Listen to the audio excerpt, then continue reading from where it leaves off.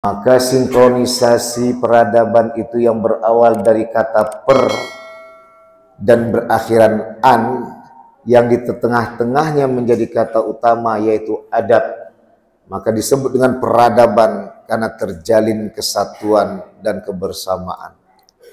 Secara tauhidiyah adalah dikembalikan kesatuan dan kebersamaan itu muncul disebabkan karena menyatukan keyakinan hanya kepada Allah yang Maha Rahman. Wa ilahukum ilahu wahid.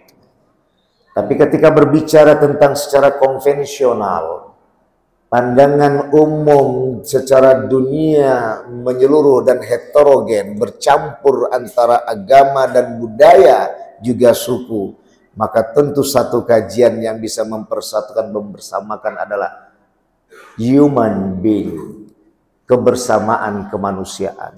Maka hal ini juga menjadi sebuah barometer, tumpuan utama bahwa sesungguhnya secara khusus bahwa kebersamaan itu dihadirkan oleh keyakinan. Yakin semuanya di dunia ini dengan saling peduli adalah membangun keadilan yang merata dan menciptakan kebersahajaan dalam kehidupan umat manusia.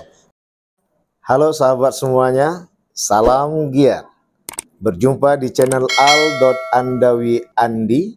Jangan lupa klik tombol subscribe dan nyalakan loncengnya ya. Terima kasih. Astagfirullah. A'udzu billahi as-sami'il 'alim minasy syaithanir rajim. Bismillahirrahmanirrahim. Assalamualaikum warahmatullahi wabarakatuh. Alhamdulillah wa syukrulillah wassalatu wassalamu ala Rasulillah Sayyidina Muhammad wa mawala. Asyhadu an la ilaha illallah wahdahu la syarika lah wa asyhadu anna Muhammadan abduhu wa rasuluh la nabiyya ba'dah. Rabbi israh li sadri wa yassir li amri wahlul 'uqdatam min lisani yafqahu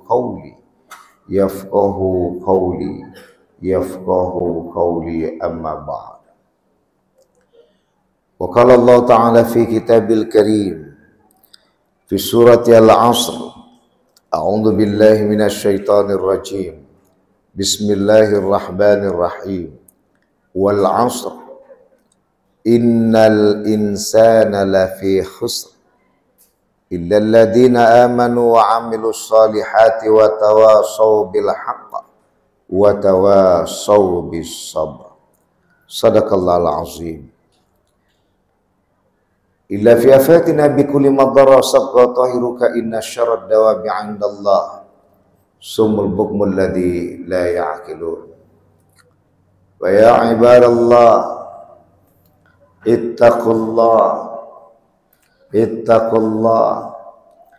ittaqullah wa'buduhu mukhlishina lahuddin la'allakum tuflihun.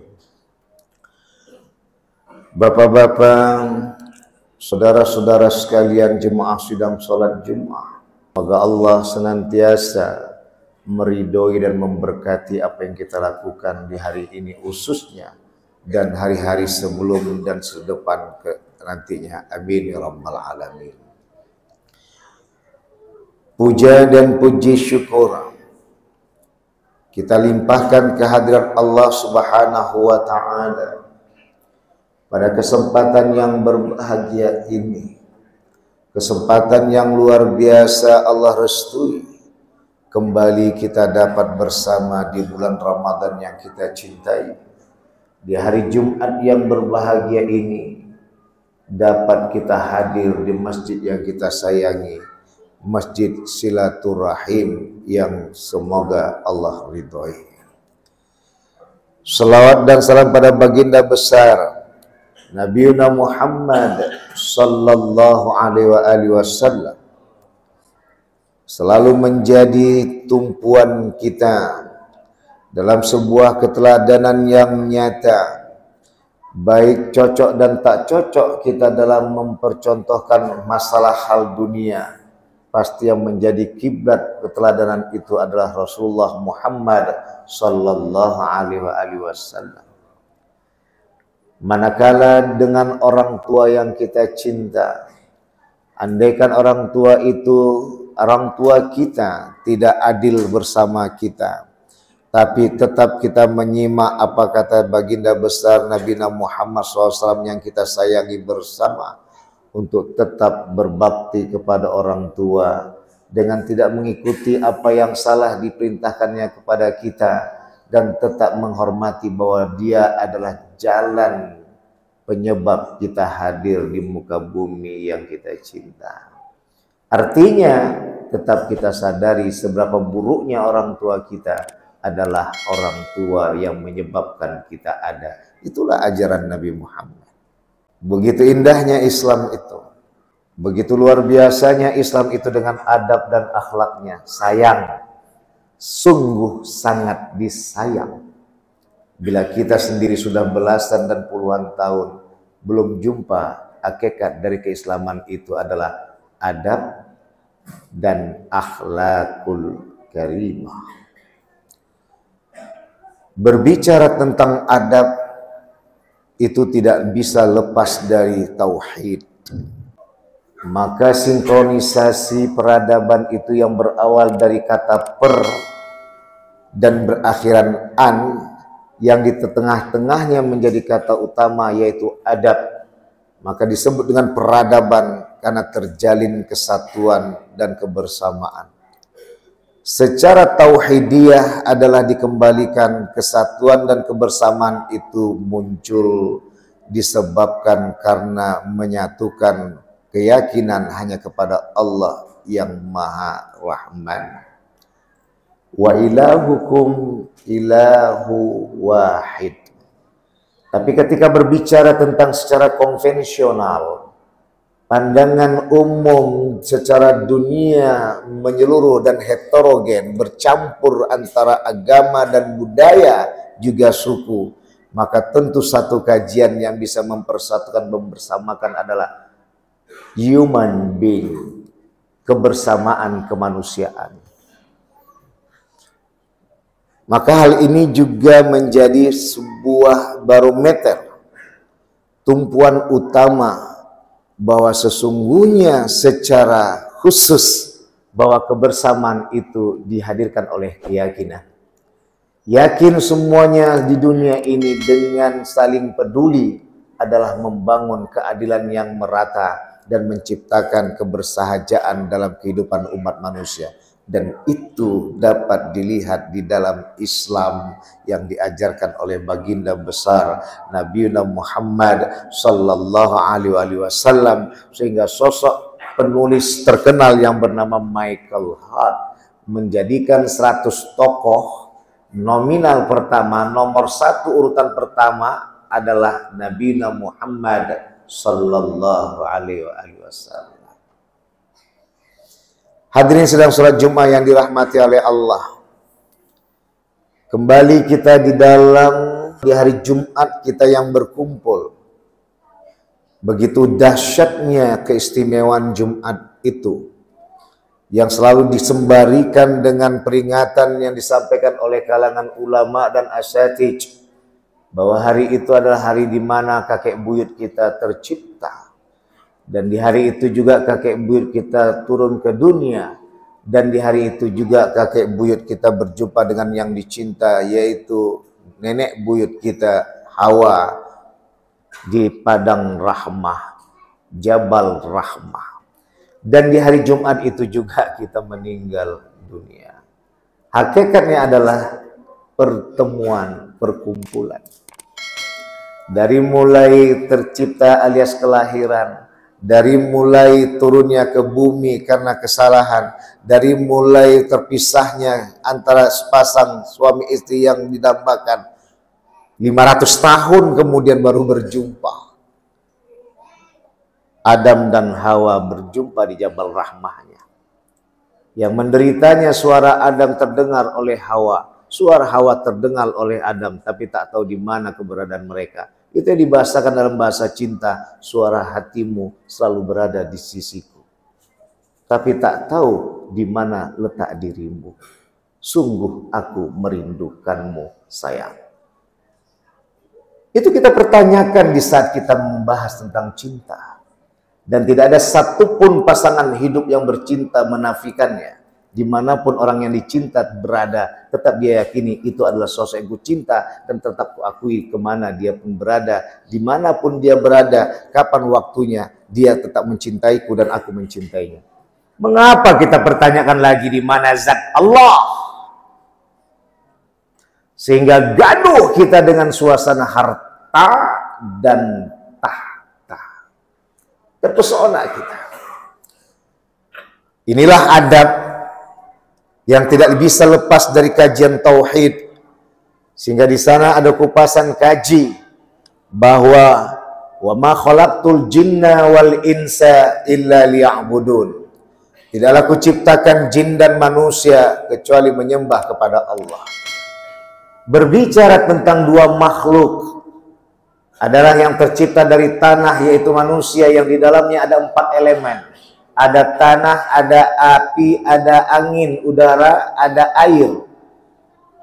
Kalau kita kembalikan kembang dengan ada Abu Bakar dengan tanah dan paling tuanya, ada api pemberani Umar bin Khattabnya, ada udara, angin dengan Utsman yang suka berkelana tak banyak cakapnya, ada air yang bening, tenang, bisa menenggelamkan Ali bin Abi Thalib di dalamnya, di bawah pimpinan avatar yaitu Nabi Muhammad SAW. Zakir Naik menjelaskan tentang kitab Veda. Di sinilah kombinasi bahwa kesempurnaan kita dengan ahsanut takwim. Juga ada makhluk yang lainnya bernama api. Dialah bangsa jin. Kenapa khatib angkat ini? Agar jangan lupa kita bahwa yang menyembah Allah itu bukan manusia saja. Ada bangsa jin yang selama ini kita mengkambing hitamkan. Semua kita anggap jin itu jahat. Bagaimana yang memakan minyak pertalit dan pertamak? Manusia dia jahat. Apakah semua manusia jahat? Biar berkembang wawasan kita, biar hebat pemantapan kita dalam mengagumi tentang kepemimpinan di bumi persada. Hingga hati-hati kita jangan sampai kesesatan yang dibuat oleh manusia membuat sesat juga bangsa jin yang juga sudah tenang dalam menyembah Allah Subhanahu wa ta'ala. Tidak egois kita. Ini nganggap macam kita aja yang menyembah Allah. Sampai lupa kita surah Ad-Dariyat ayat 56. Tidak aku ciptakan jin dan manusia kecuali menyembah Allah. Posisi kita adalah ini ja'ilun fil ardi khalifah. Masalah kekhalifahan dan kenabian alias juga kerasulan tidak ada dari bangsa jin. Malu kita kalau kita gagal di dalam memimpin negeri, memimpin negara yang kita cintai, terutama memimpin keluarga yang kita sayangi. Muncul pertanyaan di dunia akademik, di sana ada doktor, ada profesor, bidang dengan berbagainya. Mengapa umat Islam makin tersingkir, sedangkan non-muslim makin berkembang? Permasalahan kan sudah jelas kata Rasulullah. Al-wahan, hubbud dunya wa karahiyatud din. Cinta dunia, benci kepada agama dan aturannya. Maka sesama seakidah sikut kanan, sikut kiri, sepak depan, tendang belakang. Yang pintar menuhankan kepintarannya, yang rajin beribadah menuhankan ibadahnya, sehingga kadang kita yang awam ini menuhankan surga bukan menuhankan Allah Subhanahu wa ta'ala, sehingga target itu yang kita capai sampai lupa kepedulian kita dengan bahasa rasa, bahasa hati, perasaan. Bagaimana kalau aku merasakan apa yang dia rasakan, yang saat ini ku intimidasi dia. Kalau yang intimidasi itu adalah aku, yang mengintimidasi itu adalah dia, bagaimana perasaanku? Maka oleh karena itu hadirin sidang salat Jumat yang dirahmati oleh Allah, intinya ternyata kita beragama umat Islam ini hanya satu yang kita pahami dan hubungannya dengan kenapa kita berada di muka bumi ini adalah sebagai hamba Allah yang sejati. Kau ditanya, kenapa kau diciptakan di muka bumi ini? Nyembah Allah, bukan nyembah harta dan harta. Tahta. Harta dan tahta itu adalah fasilitas untuk kita mengambil jalan menuju cinta Allah yang Maha Kuasa. Maka jannah dalam kajian tasawuf bukan berarti menafikan tentang surga yang kita dambakan. Kita kan kepingin meningkat, udah belasan tahun kita berislam. Ada kan bahkan yang berpuluhan tahun. Masa kita mau dalam koridor awam saja? Tapi kalau nanti masalah duit, dia yang paling khawasul khawas. Dia yang paling pintar mengelola duit. Dia yang paling ngerti masa dunia ini. Tapi kalau dipojokkan tentang agama, aku masyarakat awam. Begitulah yang membuat kenapa umat Islam semakin tersingkirkan. Karena menuhankan Tuhan yang lain selain Allah. Dan bisa dikategorikan, inilah maka dalam kaidah Qur'annya banyak kupasan itu dalam kajian musyrik daripada kafir. Karena berawal hadirnya pun surat-surat pendek itu adalah dalam kalangan musyrikun jahiliyah Quraisyah. Yang mereka mengakui Allah sebagai Tuhan dan Baitullah itu adalah rumah Allah, tapi mereka hadirkan Lata, Uzza, Manah, Hubal dengan patung, sehingga mereka disebut dengan kaum musyrikun, bukan kaum kafirun. Karena bahaya adalah ketika menghadapi orang-orang musyrik, di samping menuhankan Allah, dia menuhankan harta dan tahta, sehingga hadirlah Tuhan yang lain selain Allah Subhanahu wa ta'ala. Semoga Jumat yang berbahagia ini meningkatkan kita untuk memahami agar kita menjadi manusia yang beradab dalam kajian tauhidi, yaitu menyadari bahwa kita tercipta adalah sebagai hamba Allah. Semua yang kita lakukan adalah karena menghambakan diri kepada Allah, sehingga harta dan tahta bisa kita genggam berapa banyaknya, tapi tak bisa mengendalikan hati, perasaan, akal, pikiran, karena hati dan akal ini hanya menuju kepada satu tujuan, yaitu cinta Allah yang Maha Rahman. Barakallahu li wa lakum bil Qur'anil azim wa nafa'ani wa iyyakum bima fihi minal ayati wa dzikril hakim. Wa taqabbalallahu minna minkum tilawatah innahu wal ghafurur rahim.